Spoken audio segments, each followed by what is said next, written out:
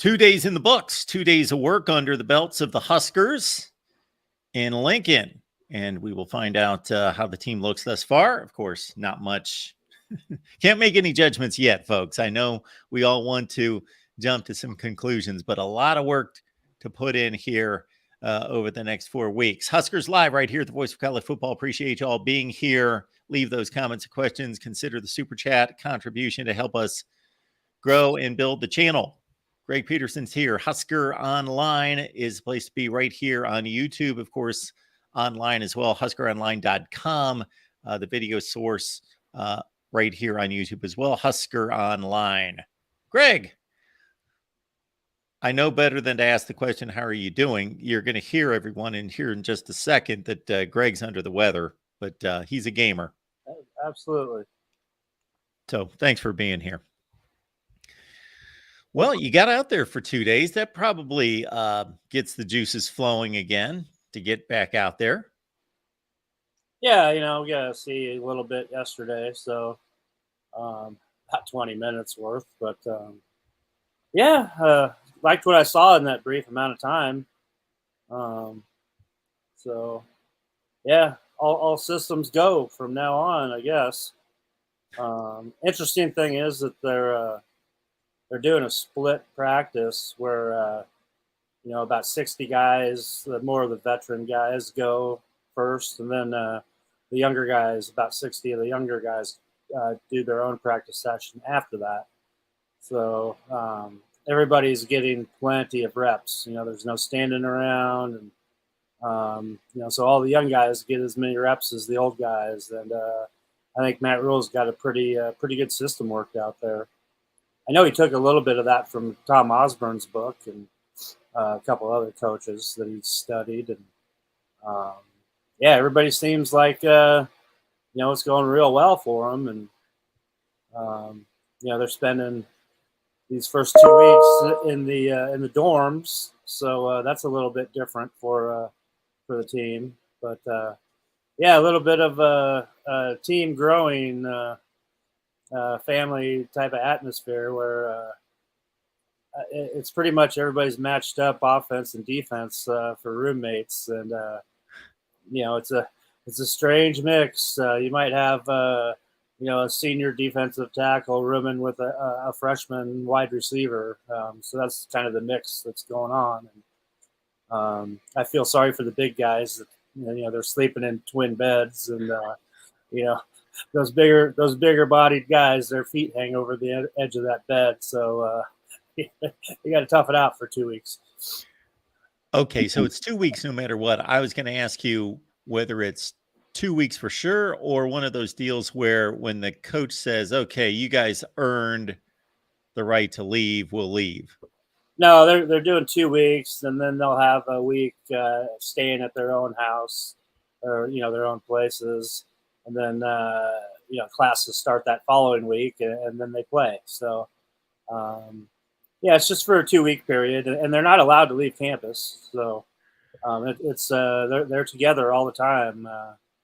They walk over to the stadium from Selleck Hall, and they have their breakfast. They have their breakfast in the training room, and they get after it at practice, and they have meetings and film the rest of the day, and they eat lunch and dinner over there before they return to the dorms.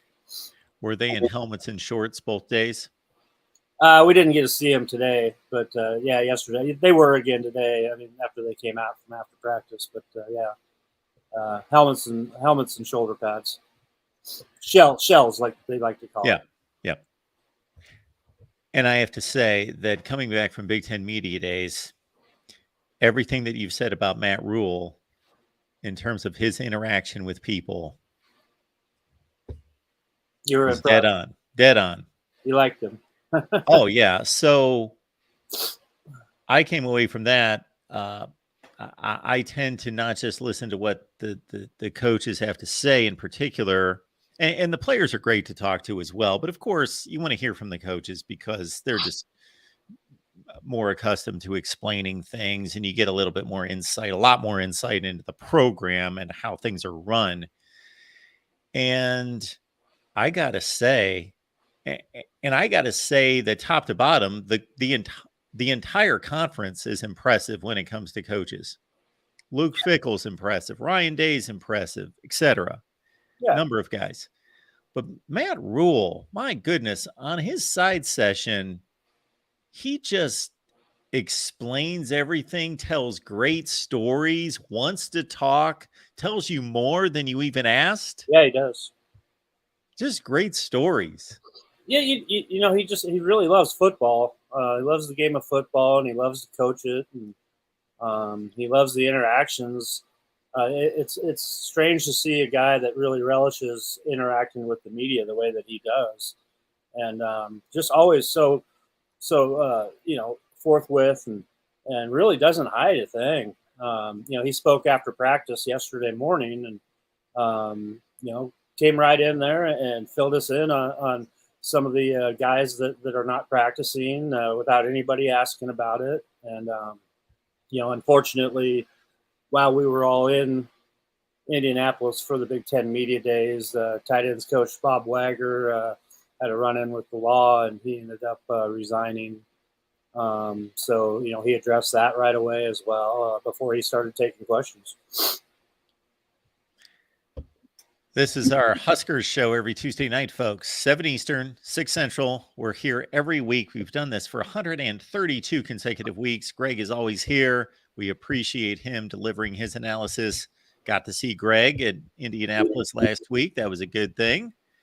Hey, And you took off too early. You missed St. Elmo's on Thursday evening. my friend and I stopped in the night before, but the wait was just too long. Yeah, you need a reservation. Yeah. We weren't even going to go. I mean, we've been there before, but after we were talking, I headed back to the hotel, and the rest of my crew stayed around writing their stories, and I went to go do my recap video, and went down to the concierge lounge, and I was filling up on hors d'oeuvres because I thought I was going to be on my own that night. But they got done early, and Sean sent a text. He's like, St. Elmo's 8:30, reservations are in. And I'm like, oh, okay. So Nice. Got my fix. All right, good stuff coming in. We got Bone-Led Corn-Fed, of course, here. Appreciate you being here. Good to see you. Absolutely. Yes, it's officially football month. There will be football games. For the first time in a couple of years, there will not be Nebraska football. Well, there will be, since it's a Thursday night, right? That is the 31st. All right. Yes, so there is Nebraska football this month. Okay. For the third consecutive year in August. Hey, I got 2 weeks from this Friday, high school kicks off here with week 0 here in Nebraska. So, yeah, we're hitting the ground running right now. What does week 0 in high school mean? Does it mean the same thing? Not everybody started, just a few teams? Yeah, okay. I think there's about 5 games across the state starting 2 weeks from Friday. Yeah, and we're fortunate to have Bellevue West and Creighton Prep there kick it off that Friday night with 3 Nebraska commits there on that Bellevue West squad. So that'll be a good one to start with. Bone-Led asking, Mark, did you ask any questions there at Big Ten Media Days? So, yes, I did. So when they were at the main podium, I asked, and what are the questions? Okay, James Franklin. So James Franklin, I asked, okay, the 2 best teams in the division have been Ohio State and now Michigan. How have you approached building your program, developing your players, recruiting to specifically target taking each one of them down, and how difficult that is considering they run such different offenses? So I think he did a nice job of letting us know that that is in his head, that Ohio State thing is in his head, and now Michigan, but for a long time it was just Ohio State.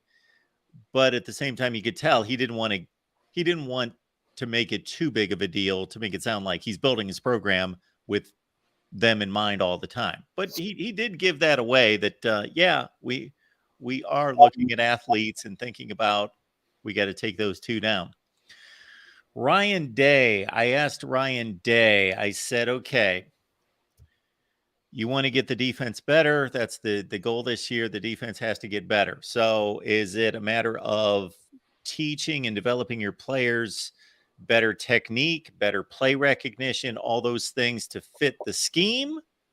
Or are you sold on the scheme and that's the way you're going to go? Or are you saying, okay, now that we've evaluated our players, we got to tweak the scheme to fit the players? He basically said, yeah, that's a good question. That's something that we got to figure out. That's what we're figuring out. Let's see. Matt Rhule. I asked Matt Rhule, I said, I was just trying to get the secret sauce, basically. I said, you walked in that locker room for the first time at Temple. You walked in that locker room for the first time at Baylor. And the thing in common with all three of these stops is you walk in a locker room and nobody's won. Nobody in the locker room knows what it's like to win at this level. So what do you start to do to turn that around? You've got nobody in the locker room that has a mindset of winning. Most of them won in high school, of course. It's not like they're not accustomed to that at that level. But he broke it down to the very bare bones. He said, we start with you show up on time. You be a professional. You take this seriously. You have to show up on time. And he said, then we build it out from there. And he was great. Had great things to say. You just wanted to get your face on the BTS. Well, that too. Asking your question. Yeah. Well, it's about marketing. Sure. And I don't think you want me to go through all my questions here. I'll throw one more out there. Jim Harbaugh. I said to Jim Harbaugh, I said, you were in the same spot 2 years ago in this same building, and you said that we're going to beat Ohio State. Of course, they hadn't done it at that point. We're going to beat Ohio State or I'm going to die trying. And I said, how confident were you that you were going to be either successful or you're going to die trying 2 years ago? And he kind of chuckled and said, well, we did it. So I don't have to be honest. I don't have to tell you because we did it. So yeah, it's a good time. I think, Greg, that it's the one time during the season that the coaches talk about a lot of other people. They talk about the other coaches in the conference. Right. They talk about experiences and, working with other coaches, because during the season, during the off season, it's all about their player development. And during the season, it's all about their team and who they're playing the next week. And this is more about, okay, looking over here, what about Kirk Ferentz? And what about, Matt Rhule said a lot of nice things about Kirk Ferentz and how he built Iowa and, his interactions with him through the years and so forth. Yeah. I mean, you get a lot of camaraderie between those coaches at this time of year. And, everybody's 0-0 right now. So the pressure is not on you. And you get you field a lot of questions from different reporters that you're not used to seeing on a day-to-day basis, which I kind of find that fascinating. You always have those little ones with the strange questions about food, like, like a new coach. Hey, have you tried this burger yet? Or that stuff happens every year too. But yeah, I think they have fun with it for the most part. But they turn and burn right away. As soon as they're done. Oh, yeah. It's to the airport and back home. Yeah, it's easy to pick out which reporters have a certain topic on their mind. Like you were saying, there was a few guys that asked every coach the same thing. Yeah, just silly stuff about seeing the Barbie movie with their kids or whatever it was. Yeah. Thanks for wasting everybody's time. Yeah. Yes, and that's exactly what it does, because there's only so much time and nobody else is benefiting from that response. No. Huskers Live, folks. We do this each and every Tuesday at 6 Central Time. Bring your friends in here as well to talk Nebraska football. And as everybody is getting psyched up, putting 2 and 2 together, first day of August, last day of August. Ooh, okay. We're inside a month. Yes, this is the month for college football, and the Huskers and the Gophers 30 days from now. Did Yeah. we really? Oh, go ahead. I was just going to say, it's mentioned in the chat. Of course, the ruling came down a couple days ago about Myles Farmer, indefinite suspension. Matt Rhule is not going to publicly say anything beyond that. Well, I don't. It definitely makes it sound a little more ominous than it is. Myles. Myles just, with a new coach transition, everybody needs to get used to the new system and kind of the way things are run. And, Myles just, kind of slacked off a little bit. So he didn't do anything wrong or anything like that. But I expect him to be back here within the next couple of weeks at the latest. Once he starts following the program, and this could be just like you mentioned. Matt Rhule expects you to be on time, so that could be one of the reasons there that he wasn't on time for some stuff. Maybe it was some classwork or something like that. So it's not like a major violation or anything. And he kind of wanted to. He didn't really want that to come out, because they had fan day on Sunday, and that's when people noticed that Myles Farmer wasn't there. But he did address that right away yesterday at his press conference, and it sounds worse than it is to outsiders, in my opinion. So he'll be back. He'll definitely be back. It's not like he's not on the team anymore. It's just a suspension. So. And then, he also had addressed, I don't know if anybody asked, so Josh Fleeks, the transfer wide receiver from Baylor, came in a little bit overweight. So Matt Rhule sent him home to work on his body a little bit before he's allowed back. Brody Tagaloa, defensive lineman, was involved in a car accident back home in California, and unfortunately, he's going to miss the season because he messed up his leg in the car accident. And he was coming along really good, so that's unfortunate for Brody. And then Jason Hood is an offensive lineman that's been dealing with an ankle issue, and he's kind of a day by day or day to day type of situation before he comes into camp. So. Really minor, nothing to get all excited about. So, like I said, Myles Farmer's a big part of this defense. Obviously, one of the guys in that defensive backfield that probably with the most experience coming back. So, he'll get it figured out. Myles is a good dude, smart kid. So, I don't think it's a very big deal. Trying to recall what else came to mind concerning what the players had to say. Jeff Sims talked about, at least at Big Ten Media Days, during the session that I caught. Jeff Sims, he wants to be regarded as a passing quarterback first. Not that he's some kind of athlete that they threw at quarterback who can throw it pretty well, but he's just going to run first, and he wants to be regarded as a passer and a leader, and he's got his mindset that he's going to prove that. Yeah. Yeah, and I think the system fits him perfectly. They're not going to depend on him to be using his legs. I mean, in the past we've seen, just run the quarterback up the middle, because they can't do anything else type. They're not moving the ball. But yeah, you're going to see a much different offense, and a lot of weapons around him. And I know they're going to utilize all those weapons that they have, and I'm expecting a really good year out of Jeff Sims.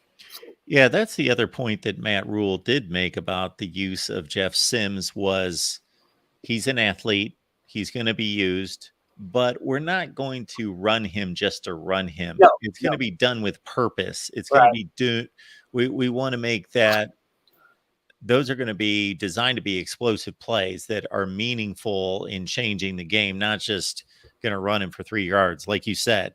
Now, he said, of course, if the defense does something about it, that doesn't mean he's not going to have a 3-yard run, but that's not going to be the purpose of it. We're not going to beat him up, just plowing him into the line just to keep a drive alive. Yeah. Well, I mean, you're going to have a offensive line that's actually run blocking for a change. I mean, how many years have we been watching an offensive line that they've been asked to pass block the whole time, pretty much, at least last year with Mark Whipple.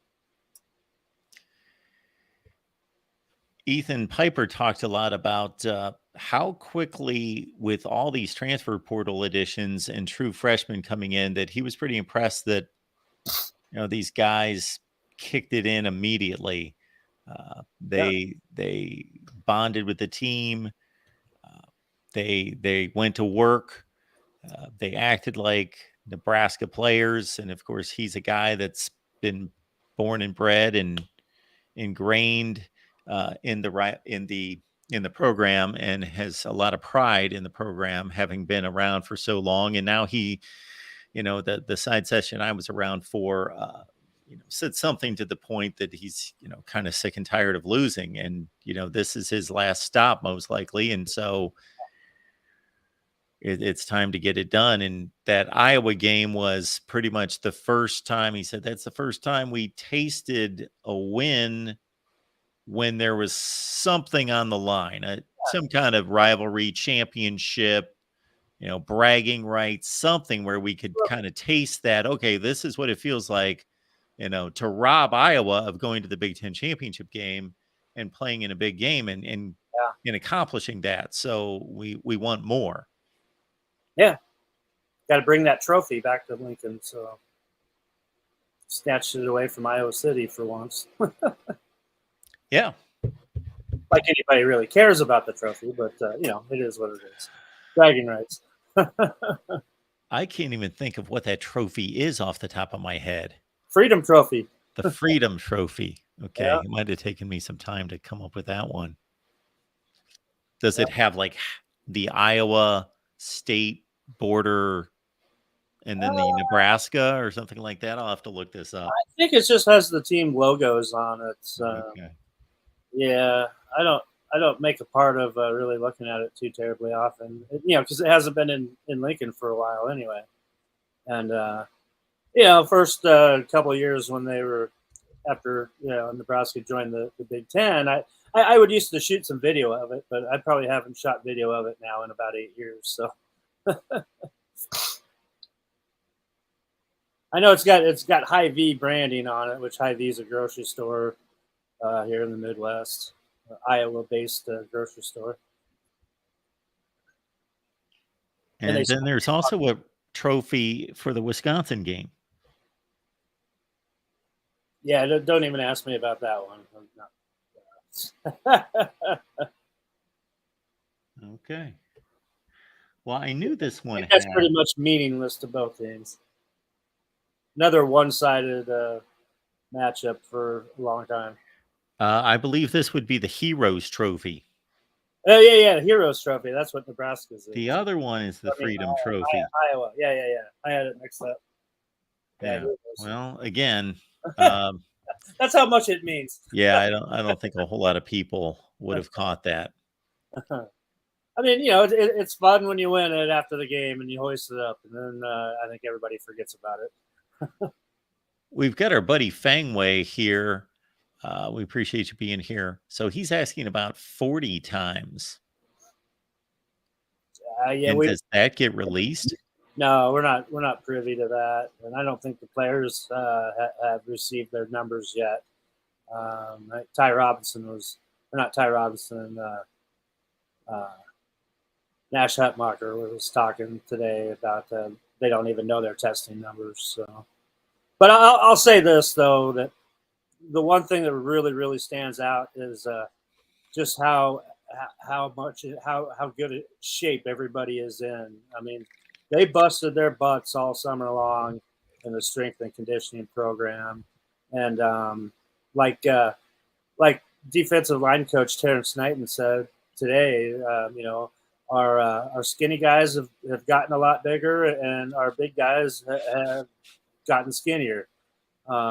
So across the board, I mean, you've got guys making 20 to 30 pound jumps on some of these smaller guys, and then the bigs have lost 10 to 15 pounds and added all kinds of muscle on it. So I mean, guys are looking ripped. I mean, everybody looks in fantastic shape, and a lot of guys have new muscles that you didn't notice before, and they really do. They are in top-notch condition, and like I said earlier, there's no standing around. I mean, everybody's taking reps because there's only 60 of them out there at a time, and heck, you see the coaches come in today just drenched. I mean, Tony White just drenched in sweat, and he commented, you see, I need to be in better shape because the coaches are running right there with them.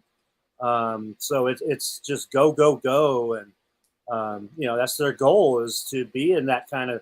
They're getting in game shape now, and so when the season starts and it comes down to the final few weeks, that they're still in fantastic condition, and to outlast their opponents, and they're going to do that by playing a lot of guys, especially on the defensive side. But that's one of Matt Rhule's things, is that if you're good enough to play, you're gonna play. You're gonna help the team, and kind of going along with special teams, he said special teams is going to be a bear to make the starting special teams units, because he's got that many guys that are really showing really impressive here just in the first couple of days of fall camp.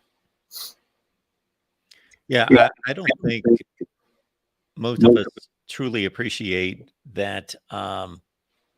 This is a competitive situation. Most of us don't have jobs. Sure, there's competition out there, but it's not direct competition. There's nobody keeping you from succeeding at your job.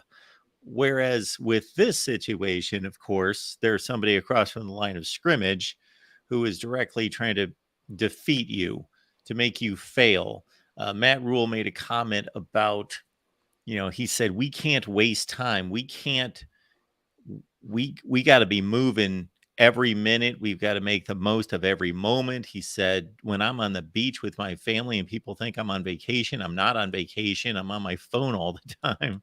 He said, because we can't lose this, because he goes, everybody here, he basically said, everybody here's ahead of us. And he said, they're all getting better. They're all working to get better. It's not like they're just standing still. They're all working to get better too. They're busting their tails. So we've got to bust our tails even more to catch them and then get past them. Mm-hmm. When you look at it that way, there's a lot of work to do. Yeah, and if you're one of those guys that's up there at the top of the depth chart, I mean, you got 4 or 5 guys chasing right behind you to try to take your job from you. So, you gotta give 110% every minute you're out there.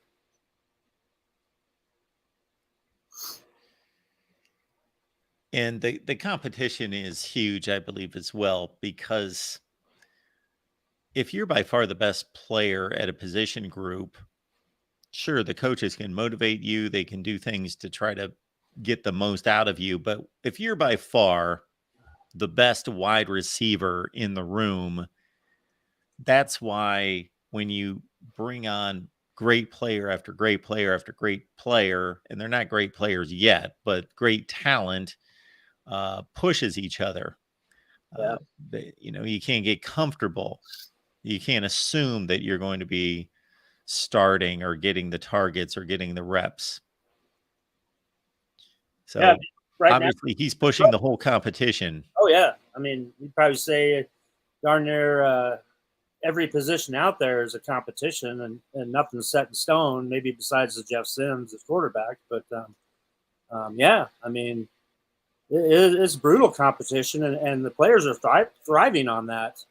And there's been a lot of praise about the younger guys, especially the guys that showed up in the springtime that have really put in the hard work, and a lot of guys chomping at the bit to get a chance to get out there and help the team. Once the season starts.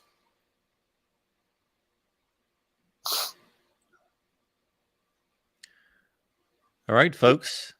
We will take your questions. Leave those in the chat. And maybe here in the next few weeks, we'll open up the phone lines and let you guys call in a future week.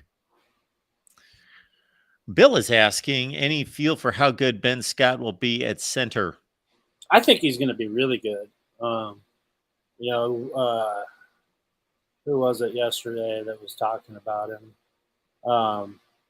Turner Corcoran was talking about him, and really thinks that he's going to help a lot. A guy that has a lot of experience already.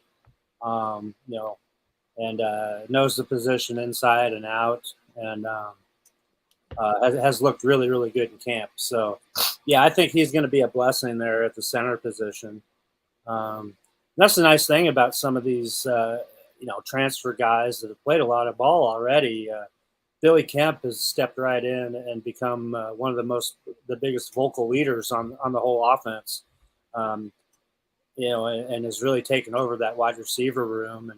And he takes every single rep that that the other receivers take. He's got advice for them, really on every play. And I'm talking about guys like Xavier Betts and Malachi Coleman. I know for a fact they've already learned a lot from Billy Kemp. So, those guys are really very valuable additions to the team, and help stabilize and help these young guys learn. Their learning curves a lot farther ahead than I've seen here in years. So it's really good to see. So I'm going back on my trusty Phil Steele's guide. I was just curious about, because he's got a stat in here that tracks offensive line starts. So last year they had 76 starts coming back from the previous year. This year they've got 120. So they've got 44 more starts. So they've got a more experienced offensive line coming back. They really do. So that should pay off. Yeah, and they entered camp yesterday with 18 offensive linemen, and 10 practiced in the first session and 8 practiced in the second session, which we were there for the first session, so which had all the starters in that one. Do we know which position Malachi Coleman's going to play? Oh, wide receiver. Yeah, he's an outside guy. That's what I figured. Oh, yeah. Wanted to check with the expert. Matt Rhule loves that kid. And I think we talked about it before that, during spring ball, he was out there watching practice every single morning before he would go back to school at East High. So he's really been around the program, since they reported for spring. And now he's living in the dorms with the rest of the team and mixing it up out there. So he's looked, as far as I've heard, he's looked really, really good. He wasn't out there in the session we were at yesterday, but a lot of high praise coming from Malachi Coleman right now, or about Malachi Coleman. It wouldn't be a show, even starting back in January, it wouldn't be a show if somebody didn't ask what your prediction is for the season. I think we go through this every week. Yeah, pretty much. I mean, I'm probably not going to change my 6-6, but maybe push it to 7-5. We'll see. I mean, you don't want to drink the Kool-Aid too quickly, and we were kind of joking about it this morning. That watch us go out and get 28-0 blanked by Michigan or by Minnesota, and all of a sudden you're like, oh boy, here we go again. Because you do have you're on the road, Minnesota, Colorado, back to back. Not the easiest way to open a season. So you definitely got to come and show up for those two games to kind of set the stage for the rest of the year.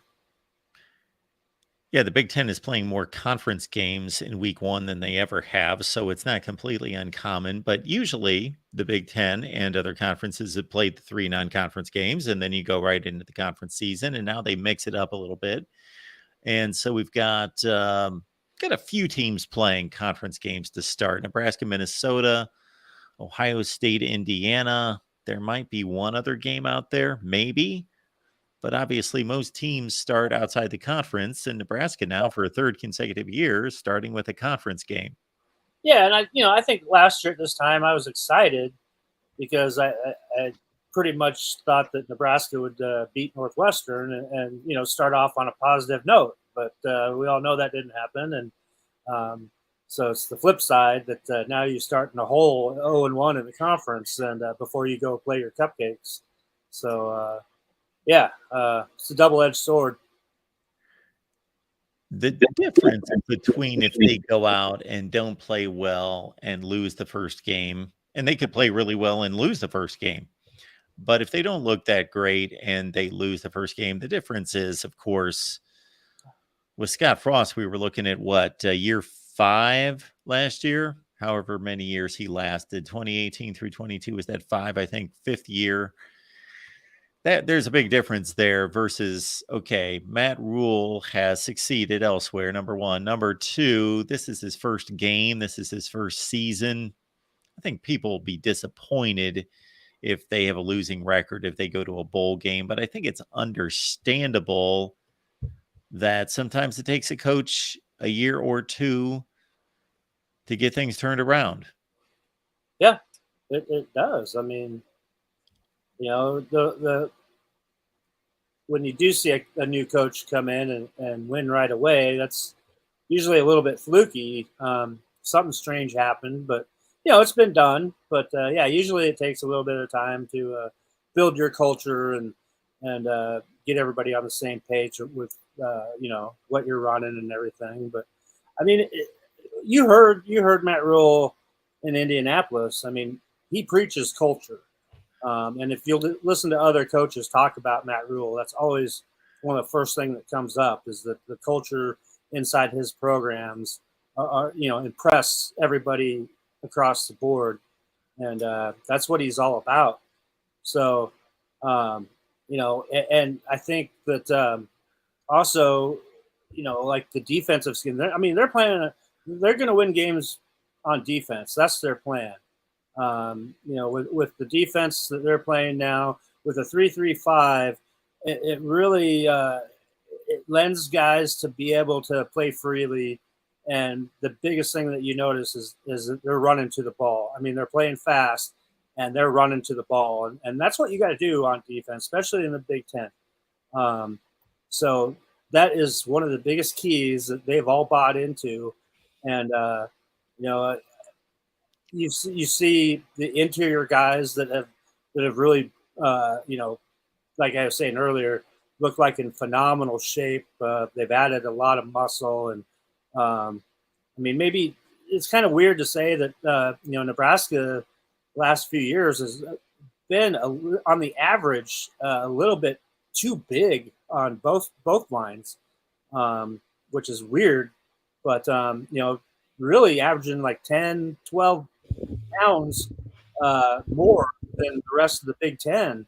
So that kind of plays into something as well. And now you see these guys just all nice and lean and in shape. And I think that's going to make a huge difference, because we've been used to guys that could only come in and play for a few plays, on a series before they got to go out because they're gassed. And that's not going to happen this year.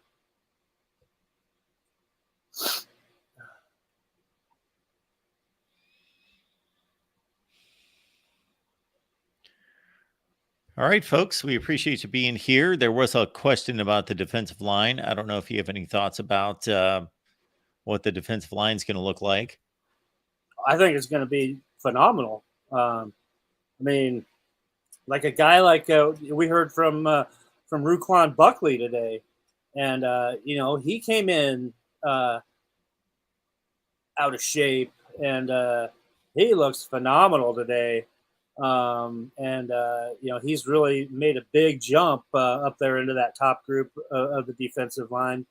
And obviously, you got Ty Robinson back now, who missed the spring, and Nash Hutmacher and Blaise Gunnarsson looks amazing. And those four guys right there have kind of taken the lead on being the leaders, and they're holding the rest of their guys accountable. Um, you know, they have their own group chat on the defensive line where they will say, "Hey, we're going to watch film at 1:30. Everybody needs to be there." Because they were saying that some of the other position groups, it's not mandatory to be at those film sessions, but the defensive line, it is for those guys because they're holding each other accountable. And there's going to be a lot of bodies that are going to see a lot of playing time, and so they're going to keep that rotation going and keep guys fresh, especially for the late third and the fourth quarter. So I think they're going to be really good. And like I said, with that 3-3-5, it really allows other guys, say like a MJ Sherman, to rush the passer like crazy. We heard from Blaise Gunnarsson today, and I mean, this guy looks ripped now. I mean, I remember seeing him play in high school. He's always a tall, kind of a lanky guy, but now, I mean, he's a full-grown man, and like I said, those guys are leading the pack, and they're looking really, really good. I got to watch a little bit of them, go against the sled yesterday, and everybody's just moving really fluidly, and I saw Chief Borders walked by me today, and I was like, holy cow. He looks like a scary, scary individual as well. So it's looking good. I can't wait to see these guys get after it. Folks, making I'm back next Tuesday, 7 o'clock Eastern, 6 Central, right here at Huskers Online, the voice of college football. Check out our other channels. If you love college football, we've got a channel for all sorts of teams. Iowa, Ohio State, Michigan in the Big Ten in particular. But again, tons of channels, and catch Greg's work at Husker Online. I got to think that you've got tons of practice footage. You've got interviews from media days and from the first couple of days of practice. Oh yeah, we our media days coverage was the biggest monetary producing day on our YouTube channel, and then yesterday surpassed that by quite a bit too. So we've got a ton of stuff out there. Tomorrow is going to be a little bit slacking, but right back at it again on Thursday and Thursday and Saturday. So we'll enjoy tomorrow and Friday off, and then into week 2. So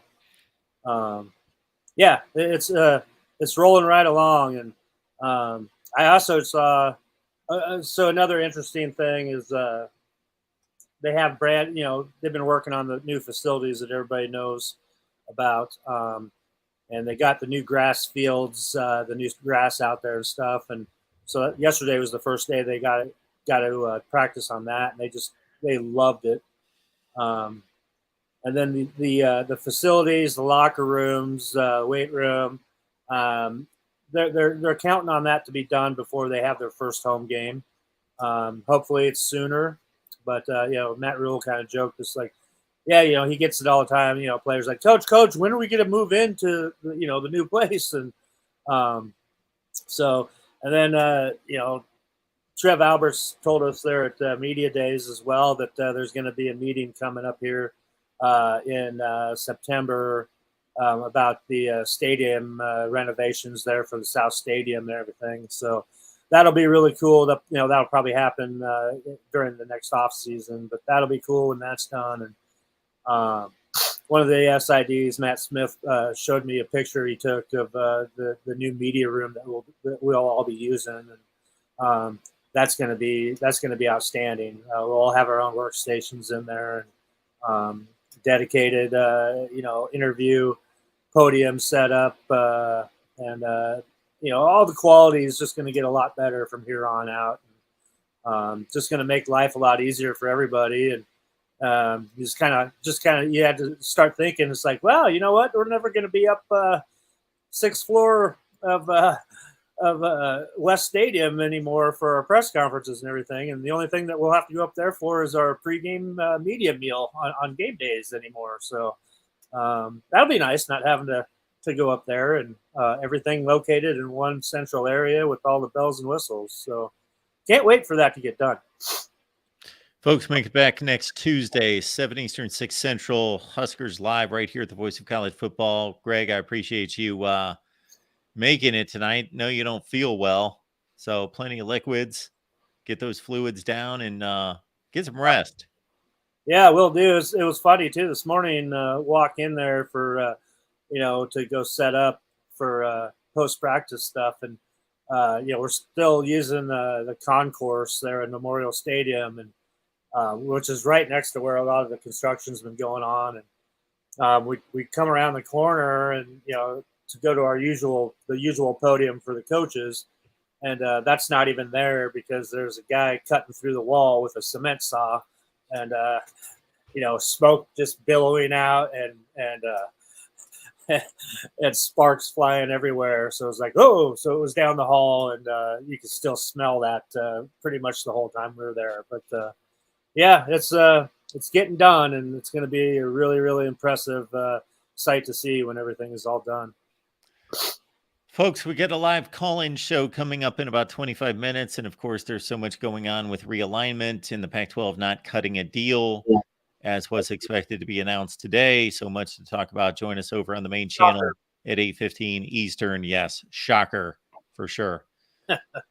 All right, folks, we'll see you back next Tuesday. Bring a friend or two or 50 with you for Huskers Live. Husker Online, that's the guy for Huskers Online. Yes, Huskers Live right here at the Voice of College Football. See you then.